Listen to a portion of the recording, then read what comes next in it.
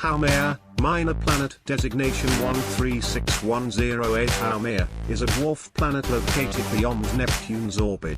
It was discovered in 2004 by a team headed by Mike Brown of Caltech at the Palomar Observatory in the United States, and disputably also in 2005 by a team headed by José Luis Ortiz Moreno at the Sierra Nevada Observatory in Spain, though the latter claim has been contested. On September 17, 2008, it was named after Haumea, the Hawaiian goddess of childbirth, under the expectation by the International Astronomical Union (IAU) that it would prove to be a dwarf planet. Nominal estimates make it the third largest known trans-Neptunian object, after Eris and Pluto, and approximately the size of Uranus's moon Titania.